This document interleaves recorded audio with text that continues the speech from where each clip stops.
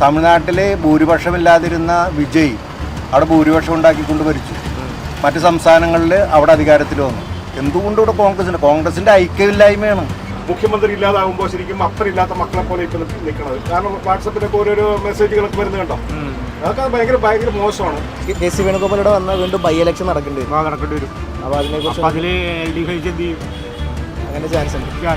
അപ്പം ഞാളിപ്പോൾ വന്നാൽ തന്നെ ഒരു ബൈ ഇലക്ഷൻ നടക്കണം. കാരണം MP ആണല്ലോ, അത് രാജിവെച്ചിട്ട് വേണം തോൽപ്പിക്കും.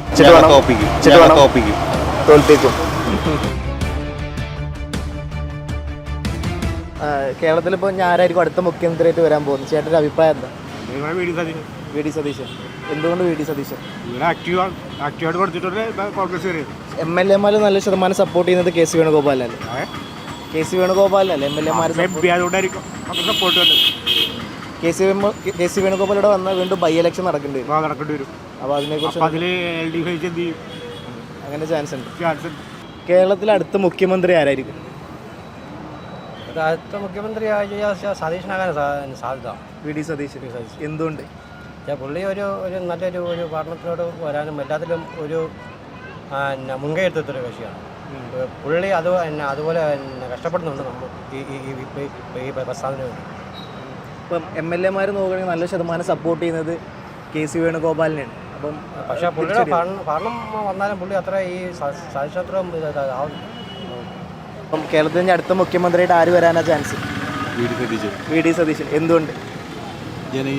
ജനകീയനാണ്. അപ്പം നമ്മൾ നോക്കുകയാണെങ്കിൽ MLA-മാരിൽ നല്ലൊരു ശതമാനം സപ്പോർട്ട് ചെയ്യുന്നത് കെ.സി. വേണുഗോപാലിനെയൊക്കെ ആയിരിക്കും. അപ്പം അങ്ങനെ വരുമ്പോൾ അതൊരു തടസ്സമായി മാറും. തടസ്സമാണ്. പക്ഷേ ജനങ്ങൾ ഒന്നടങ്കം ആഗ്രഹിക്കുന്നത് വി.ഡി. സതീശനെയാണ്. അപ്പം കേരളം ഒന്നാകെ ചുറ്റി നടന്ന് പ്രവർത്തിച്ച് കയ്യിലാക്കിയ ഒരാളാണ്. ഇപ്പോൾ നമ്മൾ നോക്കുകയാണെങ്കിൽ ഇനിയിപ്പോൾ കെ.സി. വേണുഗോപാൽ വരികയാണെങ്കിൽ ഇവിടെ ബൈ ഇലക്ഷൻ നടക്കേണ്ടി വരും.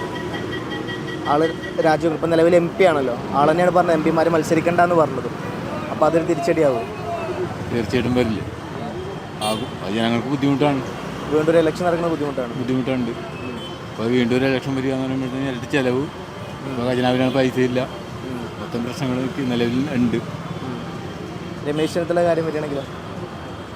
ചാൻസ് ഉണ്ട്. ചേട്ടൻ്റെ അഭിപ്രായത്തിൽ ഏറ്റവും കൂടുതൽ ചാൻസ് വി.ഡി. സതീശൻ തന്നെയാണ്. സതീശനാണ് എല്ലാവരും ആഗ്രഹിക്കുന്നത്. Thank you. ചോദിക്കാൻ വേണ്ടിയിട്ടായിരുന്നു. ഇപ്പോൾ കേരളത്തിൽ ഇലക്ഷൻ കഴിഞ്ഞു. UDF ആണ് ഏറ്റവും കൂടുതൽ മുമ്പിലിട്ട് നിൽക്കുന്നത്. അടുത്ത മുഖ്യമന്ത്രി ആരായിരിക്കും ചേട്ടൻ്റെ അഭിപ്രായത്തിൽ? അപ്പോൾ അതിലാണ് തർക്കം നടക്കുന്നത്. ആരായിരിക്കും നിലവിൽ? സതീശനാണോ, രമേശ് ചെന്നിത്തലയാണോ, കെ.സി. വേണുഗോപാലാണോ? ചേട്ടൻ്റെ അഭിപ്രായത്തിൽ ഇപ്പോൾ പുറത്തുനിന്ന് ആളെ കൊണ്ടുവരേണ്ടി വരും. സതീശനാണ് ആവേണ്ടത്. സതീശനാണ് ഇതിൽ നിൽക്കേണ്ടത്. എന്തുകൊണ്ട് സതീശൻ? സതീശൻ ഒരു ഉപകാരിയാണ്, മനുഷ്യൻ ഉപകാരമുള്ള ആളാണ്. നമ്മൾ നോക്കുകയാണെങ്കിൽ MLA-മാർ നോക്കുകയാണെങ്കിൽ നല്ല ശതമാനം സപ്പോർട്ട് ചെയ്യുന്നത് കെ.സി. വേണുഗോപാലിനാണ്. കെ.സി. ഗോപാലൻ സംഭവം ശരിയായിരിക്കും. സതീശൻ നിൽക്കുന്ന ഒരു മഴങ്ങാണ്. മഴങ്ങുണ്ട് സതീശൻ നിൽക്കുന്നതിൽ. ഇപ്പോൾ കെ.സി. വേണുഗോപാൽ നിൽക്കുകയാണെങ്കിൽ വീണ്ടും ഒരു ബൈ ഇലക്ഷൻ നടക്കേണ്ടി വരും ഇവിടെ. കാരണം ആൾ നിലവിൽ MP ആണല്ലോ. അതുകൊണ്ട് അപ്പോൾ അതൊരു ജനങ്ങൾക്ക് മേലെ ബുദ്ധിമുട്ടായി മാറും. ഇപ്പം ഈ ഇലക്ഷൻ എന്ന് വെച്ചാൽ ഒരുപാട് പേർക്ക് ഇലക്ഷൻ ഇല്ലാണ്ടും പോയിട്ടുണ്ട്. ഇലക്ഷൻ നടന്നത് മറ്റത് ശരിയാക്കിയില്ല, ഇത് ശരിയാക്കി ഒരുപാട് ഈ പറഞ്ഞ എനിക്കും കൂടിയും പോയിട്ടുണ്ട്. ഇലക്ഷൻ എനിക്കും വോട്ട് ചെയ്യാൻ പറ്റിയില്ല. അപ്പം രമേശ് ചെന്നിത്തല കാര്യം വരികയാണെങ്കിൽ എങ്ങനെ? എൻ്റെ കാര്യം നമുക്ക് ഉറപ്പാണ്. ആള് സീനിയറാണ്. ആഭ്യന്തരമന്ത്രി ആയിട്ടുണ്ട്. ഇരുന്നോട്ടും പുള്ളി ആഭ്യന്തരമന്ത്രിയായിട്ട്. വി.ഡി. സതീശന് മുമ്പ് മന്ത്രി ആവാത്തത് തിരിച്ചടിയാവും. ആവാൻ ചാൻസ് ഉണ്ട് അല്ലേ? അടുത്ത മുഖ്യമന്ത്രി ഇവിടെ ആവാനായി ചേട്ടൻ്റെ അഭിപ്രായത്തിൽ? എന്നാലും നമുക്കൊരു കാഴ്ചപ്പാട് നമുക്ക് അതൊന്നും പറയാൻ പറ്റില്ല. ഇത്ര നാളും ഇലക്ഷൻ കഴിഞ്ഞിട്ട് വീണ്ടും ഒരു തീരുമാനം ഉണ്ടാക്കില്ല. 10 കൊല്ലം അവർ ഭരിച്ചു. ഇപ്പം ഇത് കയറിയിട്ട് ഇതാ കണ്ടീഷൻ. കയറി കഴിഞ്ഞിട്ട് അത് മാത്രം നമ്മുടെ അഭിപ്രായക്കാർ. 10 വർഷം അവർ ഭരിച്ചിട്ട് ഇവർ ഇപ്പോൾ കയറി കഴിഞ്ഞപ്പോഴേക്കും ഇവരെന്താ കാണിക്കുന്നത്? അപ്പോൾ ആദ്യം നമ്മൾ ജനങ്ങളെന്ത് വിശ്വസിക്കും? നമ്മൾ വിശ്വസിച്ചാണ് അവർ വോട്ട് ചെയ്ത് ജയിപ്പിക്കണം. ഇപ്പം നിലവിലെ ഒരു 3 ആൾക്കാരെ പേരെ പറയും. ആൾക്കാർ ഇപ്പോൾ സതീശന് നമുക്ക് തോന്നാം. അയാൾ പഴയ ഇതിൽ നേതാവാണല്ലോ. കിട്ടും അയാൾക്ക് കൊടുക്കുന്നതിന് കിട്ടും. സതീശനാകുമ്പോൾ MLA-മാരെ സപ്പോർട്ട് കുറവല്ലേ? ആ ഒരു പ്രശ്നം. പിന്നെ അയാൾ പ്രതിപക്ഷമായിട്ട് ജയിച്ചാണ് ഇത്ര നാൾ. അയാൾ കൊടുക്കുന്നതിനൊക്കെ നല്ല അഭിപ്രായം ഞാൻ പറയാം. കെ.സി. വേണുഗോപാൽ വരുന്നതിനെ കുറിച്ച് എന്താ അഭിപ്രായം? എനിക്ക് വലിയ അഭിപ്രായമില്ല. കാരണം ആൾ ഓൾറെഡി MP ആണ്. MP-മാർ മത്സരിക്കുന്നതെന്ന് പറഞ്ഞത് അവർ തന്നെയാണ്. 3 വി.ഡി. സതീശൻ, കെ.സി. വേണുഗോപാൽ, രമേശ് ചെന്നിത്തല എന്ന് പറയുന്നുണ്ട്. അപ്പോൾ ചേട്ടൻ്റെ അഭിപ്രായത്തിൽ ആര് വരാനാണ് ചാൻസ്? വി.ഡി. സതീശനായിരിക്കും കൂടുതൽ ചാൻസ്. അപ്പം പുള്ളിക്കാണെന്ന് തോന്നുന്നു കേരളത്തിൽ കൂടുതൽ സപ്പോർട്ട് കോൺഗ്രസിൽ നിന്ന് തന്നെ കൂടുതൽ സപ്പോർട്ടുള്ളത് വി ഡി സതീശനാണെന്ന് തോന്നുന്നു. പക്ഷെ MLA-മാർ നോക്കുമ്പോൾ സപ്പോർട്ട് ചെയ്യുന്നത് KC വേണുഗോപാലിനല്ലേ കൂടുതൽ അദ്ദേഹം MP കൂടെ അല്ലേ, അതിൻ്റെ ഒരു ഉണ്ടാവും. AICC-യുടെ ആളായതുകൊണ്ടുള്ള അതെ ജനറൽ സെക്രട്ടറിയും കൂടെ അല്ലേ. അപ്പോൾ നമ്മൾ നോക്കുകയാണെന്നുണ്ടെങ്കിൽ ഇപ്പം KC വേണുഗോപാൽ വരികയാണെങ്കിൽ ഇവിടെ ഒരു ബൈ ഇലക്ഷൻ നടക്കേണ്ടി വരും. കാരണം ആൾ MP ആണല്ലോ. അതെ, MLA ആയിട്ട് വരുള്ളൂ. അതെ, അപ്പോൾ അദ്ദേഹം ജയിക്കുമെന്നാണല്ലോ അവരുടെ പാർട്ടിക്കാരെന്നെ പറയുന്നത്. അങ്ങനെ വരുമ്പോൾ MP സ്ഥാനം രാജിവെക്കേണ്ടി വരും, ഒരു ബൈ ഇലക്ഷൻ നടക്കേണ്ടി വരും. അപ്പോൾ അതൊരു ബുദ്ധിമുട്ടാവും. ബുദ്ധിമുട്ടാവെന്ന് വെച്ച് കഴിഞ്ഞാൽ പുള്ളി ജയിച്ചു കഴിഞ്ഞാൽ ജയിക്കണ പുള്ളിക്കായിരിക്കുമല്ലോ മുഖ്യമന്ത്രി ആകാനുള്ള ചാൻസ് കൂടുതൽ വരുന്നത്. ഒരു ഇത് വെച്ച് നോക്കുമ്പോൾ കോൺഗ്രസിൻ്റെ ഒരു മൊത്തത്തിലുള്ള ഇത് വെച്ച് നോക്കുമ്പോൾ KC വേണുഗോപാലിനായിരിക്കും ചാൻസ് കൂടുതൽ. പിന്നെ അല്ലാതുള്ള ഇവിടുത്തെ പ്രവർത്തകരുടെ അഭിപ്രായം കൂടുതൽ വി ഡി സതീശനെ സപ്പോർട്ട് ചെയ്യുന്ന പോലെ തോന്നിയിട്ടുള്ളത്. വാർത്തകളൊക്കെ കണ്ടിട്ട് അങ്ങനെ തോന്നിയിട്ടുള്ളത്.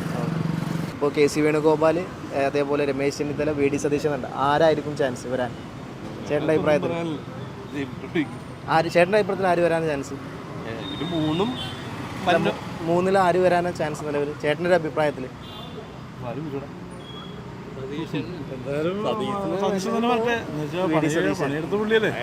ചേട്ടനോ?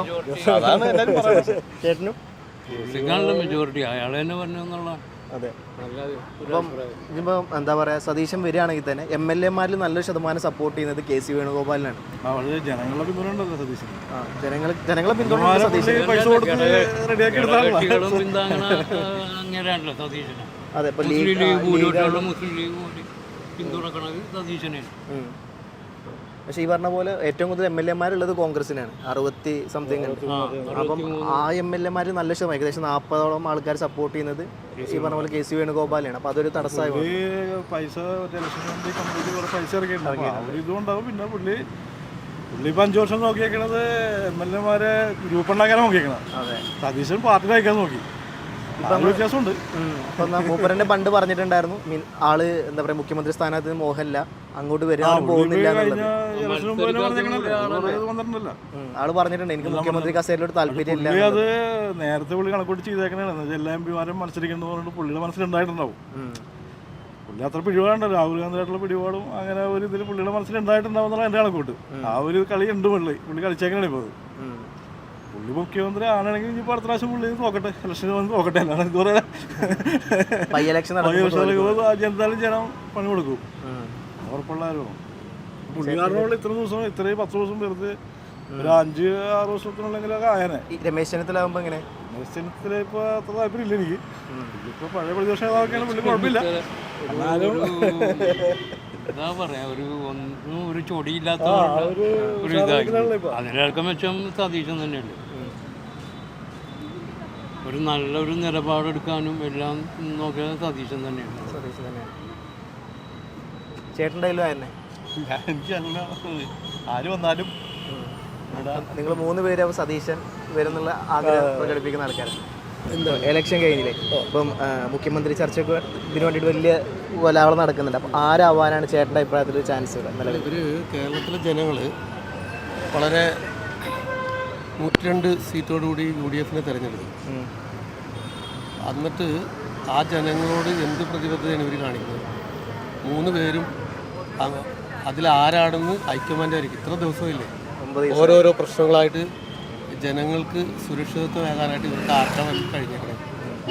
UDF-ൻ്റെ ഈ ഒരു ഉത്തരവാദിത്വമില്ലാത്ത ആ ഒരു കെടുകാര്യസ്ഥത ഈ പറഞ്ഞ പോലെ ജനങ്ങളോട് കാണിക്കുന്ന ഒരു വല്ലാത്ത മോശം ഒരു പ്രവണതയാണ്. ഇപ്പോൾ നമ്മൾ നോക്കുകയാണെങ്കിൽ ഈ 3 പേരിൽ 3 പേരിൽ ഉണ്ടാവുള്ളൂ. ഈ കണക്കിനാണെങ്കിൽ 3 പേരും മുഖ്യമന്ത്രി ആകാൻ അർഹനല്ല എന്നുള്ളതാണ്. അത് വേറെ കാര്യം. 3 പേരായിരിക്കും മിക്കവാറും ഹൈക്കമാൻഡ് ഒരാളെ തീരുമാനിക്കുക. അതിൽ ആര് വരാനാണ് അപ്പോൾ ചാൻസ് നിലവിലത്തെ സാഹചര്യം നോക്കുകയാണെന്നുണ്ടെങ്കിൽ?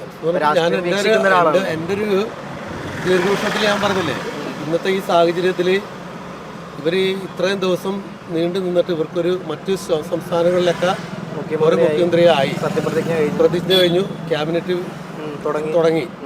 ഇവിടെ അങ്ങനത്തെ ഒരു ഇനിയും എന്നാണെന്ന് ചോദിച്ചുകൊണ്ട് ഞാനും മറ്റേ പോപ്പിൻ്റെ പുക കാണുന്ന പോലെ ഒരു സംവിധാനത്തിൽ നിൽക്കണേന്.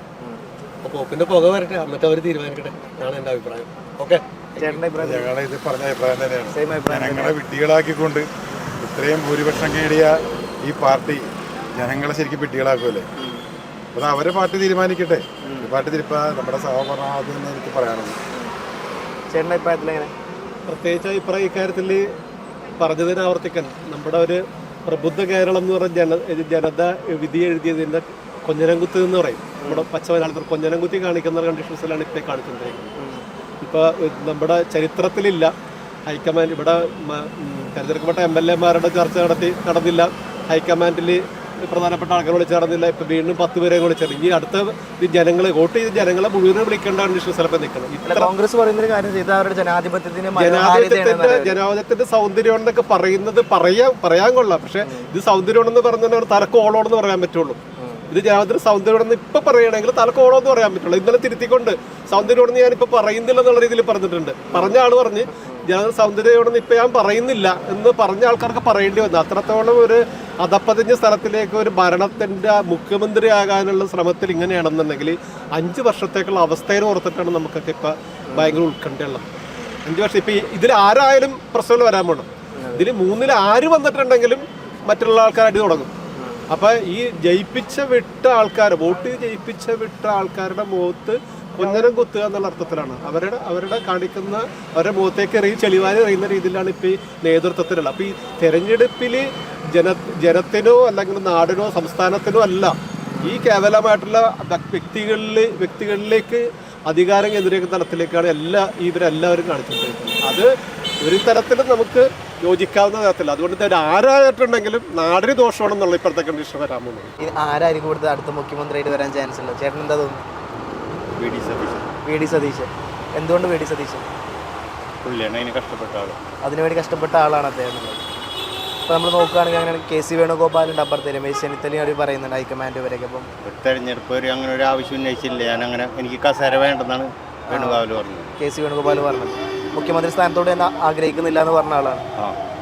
അപ്പം ഞാളിപ്പോൾ വന്നാൽ തന്നെ ഒരു ബൈ ഇലക്ഷൻ നടക്കണം. കാരണം MP ആണല്ലോ, അത് രാജിവെച്ചിട്ട് വേണം. തോൽപ്പിക്കും.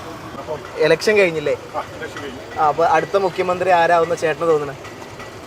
ഈ ഒരു ചോദ്യമാണ് ഒരു സാധാരണ ജനത്തിന്റെ ഏറ്റവും വലിയ പ്രശ്നമാണ്. നമ്മൾ ജയിപ്പിച്ചു വിട്ട് കഴിഞ്ഞാൽ ആരായിരിക്കണമെന്ന് തിരഞ്ഞെടുക്കേണ്ടത് മുന്നണിയിലുള്ള ആൾക്കാരെ ചെയ്യേണ്ടത്. അല്ലാതെ ഇപ്പം ഞങ്ങളോട് ചോദ്യം ചോദിച്ചാൽ അതിന് മറുപടിയായിട്ട് പറയേണ്ടത് ഇനി അടുത്ത പോളിംഗ് ബൂത്തിലായിരിക്കണം. മനസ്സിലായോ? അതാണ് ഞാൻ പറയുന്നത്. കാരണം ഞാൻ പൊതുജനം. ശരിക്കും പറഞ്ഞാൽ നമുക്ക് ഒരു മുഖ്യമന്ത്രി ഇല്ലാതാകുമ്പോൾ ശരിക്കും അപ്പനില്ലാത്ത മക്കളെ പോലെ ഇപ്പം നിൽക്കുന്നത്. കാരണം വാട്സപ്പിലൊക്കെ ഓരോരോ മെസ്സേജുകളൊക്കെ വരുന്നത് കണ്ടോ? അതൊക്കെ ഭയങ്കര മോശമാണ്. ശരിക്കും പറഞ്ഞാൽ ശക്തമായിട്ട് പറയുന്നു, നമ്മൾ തെരഞ്ഞെടുക്കാൻ മുന്നമേ തന്നെ ഇവിടെ ചർച്ച തുടങ്ങിയതാണ്. ചർച്ച നേരത്തെ തുടങ്ങി. എന്തിനാ ചർച്ച ചെയ്യണേ? ഇതിന് മുന്നമേ ഉണ്ടായിരിക്കണം ഒരു ധാരണ. ധാരണ ഇല്ലാതെ തമ്മിൽ തല്ലുന്നു. ഇത് ഐക്യ ജനാധിപത്യ മുന്നണി എന്നാണ് പറയുന്നത്. ഇത് ഞാൻ പറയുന്നു ഐക്യം ഇല്ലാത്ത അനൈക്യ ജനാധിപത്യ മുന്നണി, അങ്ങനെ പറയാൻ പറ്റുമോ?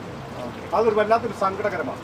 നമ്മൾ ജയിപ്പിച്ച് വിട്ട് കഴിയുമ്പോഴത്തേക്കും അത് ജനത്തോട് തന്നെ ചോദിക്കുന്ന നിങ്ങളുടെ ചോദ്യം പോലും തെറ്റാണെന്ന് എൻ്റെ അഭിപ്രായം.